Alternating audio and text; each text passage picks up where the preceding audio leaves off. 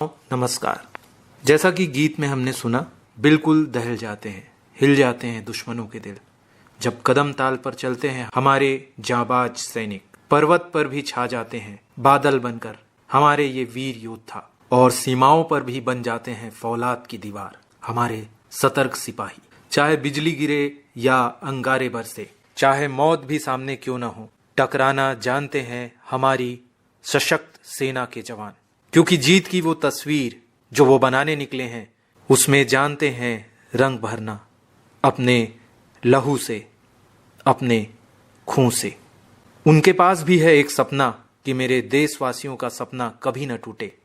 अपनी जान की बाजी लगा देंगे लेकिन मेरे देश के बच्चों के सर से साया न उठे। श्रोताओं, 7 दिसंबर ऐसा ही दिन है, सशस्त्र सेना झंडा दिवस।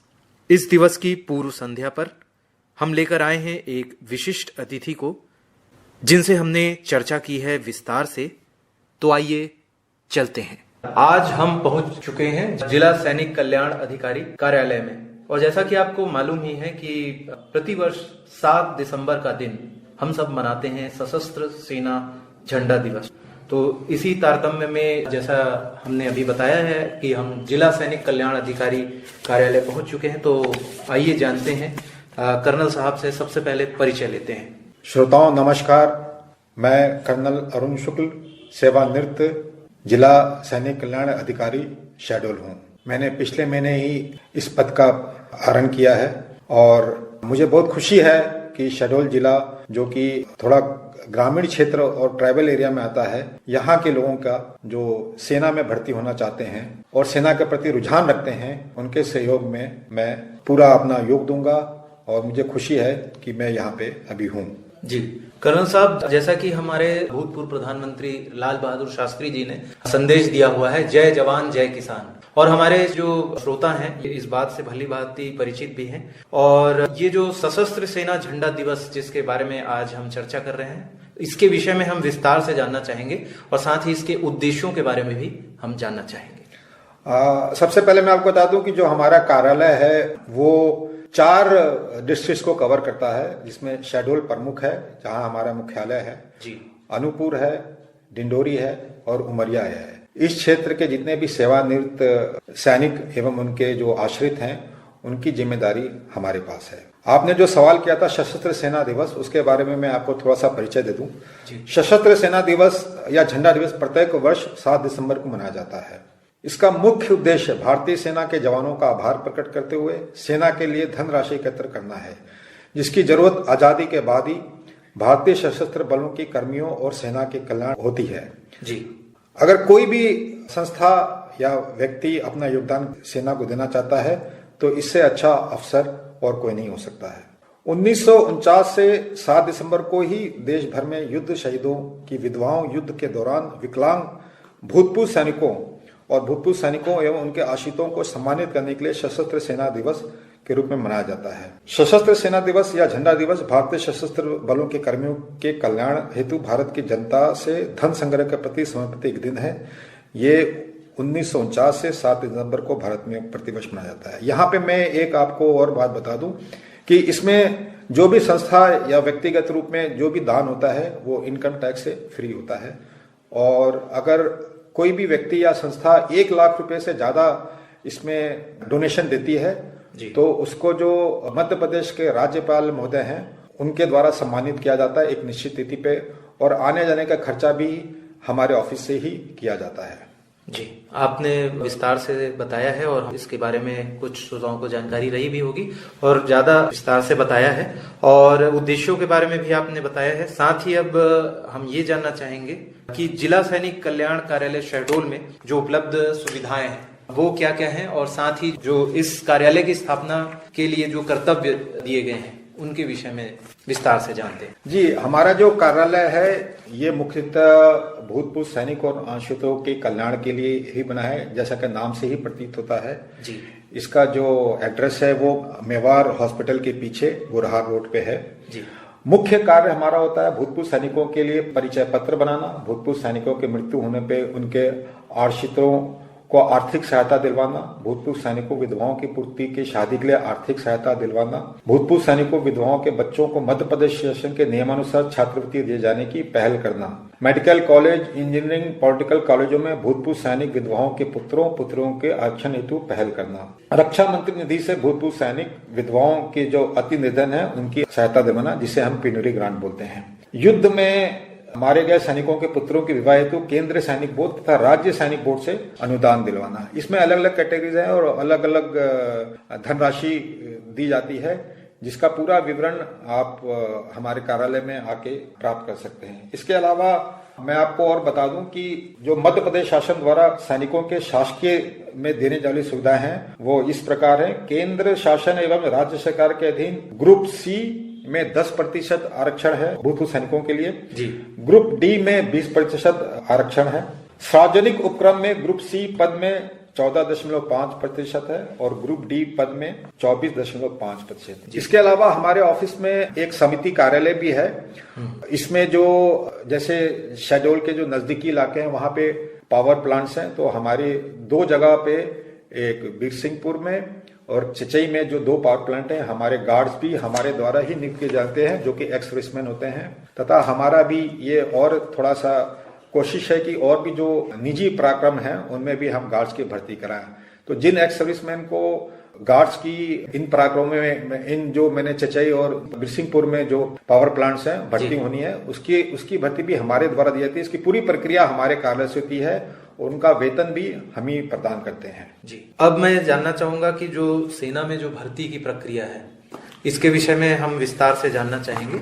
ऑपरेशन सिंदूर में भी जो है हमने देखा है, और मेरा एक प्रश्न है कि जो कर्नल सोफिया कुरैशी, जो जिन्हें हमारे श्रोताओं और दर्शकों ने देखा भी है इस अभियान में, तो आजकल महिलाएं जो हमारी बेटियां हैं वो भी बढ़ चढ़कर भाग ले रही हैं और इसमें भर्ती में आना चाहती हैं, तो उनके लिए क्या अवसर है? अच्छा, मैं आपको विस्तार में बताता हूं। देखिए, सेना में 2 मेन कैटेगरी है, एक अफसर लेवल पे होती है और एक जवान के लेवल पे होती है। जो अफसर लेवल की होती है उसके पहले मैं आपको बताता हूँ, इसमें महिलाएं और पुरुष दोनों एक तरह से भागीदारी कर सकती हैं। सबसे प्रमुख और सबसे मशहूर जो एंट्री है वो है एनडीए, जिसे नेशनल डिफेंस एकेडमी कहते हैं।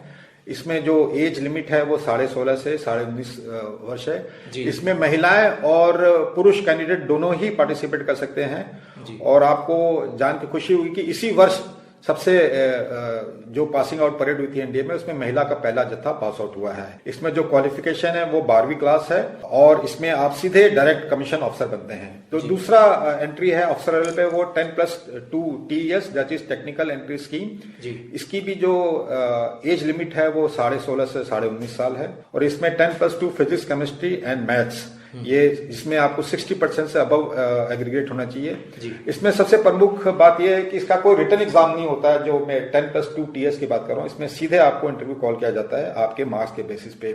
इन सब का नोटिफिकेशन जो है वो आपको यूपीएससी की वेबसाइट से मिल सकता है, जो कि साल में 2 बार निकलता है। जो तीसरा सबसे प्रमुख एंट्री है वो इंडियन मिलिट्री एकेडमी है, जिसे डायरेक्ट एंट्री भी बोलते हैं। ये ग्रेजुएशन के बाद इसमें आप डायरेक्ट ऑफिसर लेवल पे आपकी भर्ती हो सकती है। इसमें जो एज लिमिट है वो 19 से 24 साल और इसमें जो क्वालिफिकेशन है वो आपको ग्रेजुएट होना चाहिए किसी भी रिकॉग्नाइज्ड विश्वविद्यालय से। उसके बाद एक और बहुत ही स्पेशल एंट्री है जिसे एनसीसी स्पेशल एंट्री बोलते हैं। इसमें जैसे एनसीसी के जो कैडेट्स हैं और सी सर्टिफिकेट होल्डर होते हैं मिनिमम बी ग्रेडिंग साथ, उनको डायरेक्ट इंटरव्यू कॉल के लिए बुलाया जाता है। इसमें कोई आपका रिटन एग्जाम नहीं होता है और इसमें 5% जो आरक्षण है वो एनसीसी सी सर्टिफिकेट होल्डर्स के लिए होती है। इसमें सबसे अच्छी बात है कि आपको कोई रिटन एग्जाम नहीं देना होता है। अगर 100 वैकेंसी है एक साल में, तो उसमें 5 वैकेंसी जो है वो एनसीसी सी सर्टिफिकेट होल्डर्स की होती है सेना के 3 अंगों के लिए। उसके अलावा हमारा एसएससी एक शॉर्ट सर्विस कमीशन होता है जैक ब्रांच के लिए। जैक ब्रांच होता है जज एडवोकेट जनरल ब्रांच, जो कि लॉ क्वालिफाइड ग्रेजुएट्स के लिए होता है। 55% एग्रीगेट मार्क्स होता है। इसकी उम्र है 21 से 27 साल। अब मैं आता हूं, जो सबसे प्रमुख और जो सबसे मशहूर एंट्री है वो है अग्निवीर जी। जैसे आप सबको मालूम होगा कि अग्निवीर एंट्री जो है वो अग्निपथ स्कीम के अंडर में आती है और ये 14 जून 2022 को शुरू हुई थी और ये इसका जो पहला जत्था है वो 5 साल बाद यानी कि 2027 में पास आउट होने वाला है। इसमें जो मुख्य कैटेगरी है वो मैं आपको बताता हूँ। एक है अग्निवीर जनरल ड्यूटी, जिसमें उम्र होती है 17.5 से 21 वर्ष। और इसमें जो एजुकेशन होता है class 10th matric pass with 45% aggregate marks. उसके बाद होता है Agniveer general duty women military police. Women military police जैसे सिविल में पुलिस होती है उसी तरह हमारे यहाँ भी मिलिट्री पुलिस होती है, जिसको हम लोग मिलिट्री पुलिस बोलते हैं जी। तो ये विशेषकर महिलाओं के लिए खुली गई है। इसमें भी उम्र 17.5 से 21 साल है और इसमें ऑलरेडी महिलाएं जो हैं वो ट्रेनिंग कर रही हैं और वो जल्दी पास आउट होंगी। तीसरी जो है कैटेगरी है वो है अग्निवीर टेक्निकल आर्म्स। इसकी भी उम्र 17.5 से 21 वर्ष है और इसमें 10+2 इंटरमीडिएट एग्जाम पास होना जरूरी है। चौथी स्कीम है Agniveer office assistant store keeper technical. इसमें भी जो एज लिमिट है वो 17.5 से 21 वर्ष है और इसमें भी 10+2 intermediate exam pass in any stream with minimum 60% marks होना चाहिए। उसके बाद अग्निवीर ट्रेड्समैन मतलब कारपेंटर हो गया या सफाई वाला हो गया, वो 17.5 से 21 वर्ष है। तो जो कैंडिडेट्स 10 पास है, सिंपल पास 10वीं क्लास पास करते हैं, वो इसमें भर्ती हो सकते हैं। इन सब की भर्ती की जो नोटिफिकेशन होती है वो समय समय पे अखबारों में और जो इंडियन आर्मी की जो वेबसाइट है उसमें निकलती है और हमारा एक जोनल रिक्रूटमेंट ऑफिस है जबलपुर, वहां से भी आप इसकी जानकारी ले सकते हैं। अन्यथा हमारे कार्यालय से भी इसकी जानकारी ले सकते हैं। सेना में सबसे प्रमुख बात यह है कि इसमें जो जितनी भर्ती होती है, चाहे वो अधिकारी लेवल पे हो चाहे सोल्जर लेवल पे हो, वो मेरिट पे होती है और इसमें कोई भी कोटा सिस्टम नहीं होता है। तो इसमें जो भी मेरिट पे जो कैंडिडेट है वो सीधे उसकी भर्ती हो सकती है। केंद्र सरकार की केवल यही एक नौकरी है जिसमें कोई भी रिजर्वेशन या कोटा सिस्टम लागू नहीं है जी। यहाँ जो श्रोता जो सुन रहे हैं, साथ ही जो उनके बच्चे भी जो सुन रहे हैं, जो हमारे युवा जो श्रोता हैं, वो जो अगर यहाँ संपर्क करना चाहते हैं तो उसके लिए आप यहाँ का पता बता दीजिए। हाँ, यहाँ जो हमारा जो एड्रेस है जी, वो मेवाड़ हॉस्पिटल के पीछे बुरहार रोड पे है। हमारा अभी एक नया ऑफिस बनने की प्रक्रिया में है। शेड्यूल कलेक्टर महोदय ने हमें जमीन आमंत्रित की है, उसकी प्रक्रिया जल्दी शुरू होने वाली है जी। लेकिन अभी अगले 1 साल के लिए अभी हमारा जो टेम्पररी एड्रेस है वो मेवाड़ हॉस्पिटल बुरहार रोड के पीछे है। हमारा जो लैंडलाइन नंबर है वो 07652231946 और जो मोबाइल नंबर है वो 8168712408। मैं रिपीट कर देता हूँ, मोबाइल नंबर 8168712408 है। इन दोनों नंबर पे आप कभी भी संपर्क करके, हमारा जो ऑफिस टाइम है वो राज्य सरकार के जैसे चलता है वैसे चलता है, मंडे से लेके फ्राइडे तक, सोमवार से लेके शुक्रवार तक होता है। और इस मोबाइल पे जो नंबर मैंने दिया है इस पे आप कभी भी संपर्क कर सकते हैं। ये 24/7 ऑन रहता है और आपको किसी प्रकार की जानकारी चाहिए भर्ती संबंधित या जो केंद्र या राज्य सरकार द्वारा अनुदान जो दिया जाता है उसके बारे में, और भी किसी ट्रेनिंग के बारे में, और भी किसी बारे में, सेना के बारे के प्रति आपका कोई भी जानकारी आपको चाहिए तो इन 2 नंबर से या हमारे पास आके फिजिकली आके आप ले सकते हैं। हम अपना जो जितना भी हो सकेगा वो हम आपको ज्ञान हम आपको पूरा प्रदान करेंगे इसके बारे में नॉलेज जी। आपने बहुत विस्तार से बहुत अच्छी सारगर्भित जानकारी दी है। निश्चित रूप से हमारे श्रोता, चाहे युवा श्रोता हो या उनके माता पिता हो,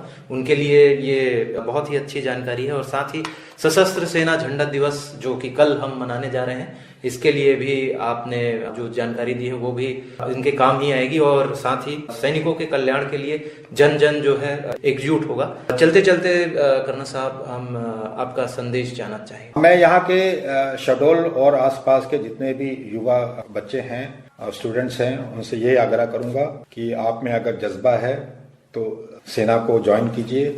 इसमें आप परमानेंट भी रह सकते हैं और टेम्परेरी भी, जैसे अग्निवीर में है उसमें 75% 5 साल के सर्विस के बाद एक मुश्त काफी पैसे लेके वो बाहर भी नौकरी कर सकते हैं। इसमें आरक्षण भी है कई जगह पे और 25% वो आगे परमानेंट कर सकते हैं। सेना को गौरवान्वित कीजिए। किसी भी राष्ट्र, कोई भी राष्ट्र वो बलवान कब होता है जब उसकी सेनाएं सक्षम और बलवान हो, क्योंकि अगर सेना है तो हम हैं। और जो देश के नागरिक हैं उनका जो सेना के प्रति जो प्रेम है, सम्मान है, उसके लिए मैं आभारी हूं। जय हिंद, जय भारत। बहुत बहुत धन्यवाद सर।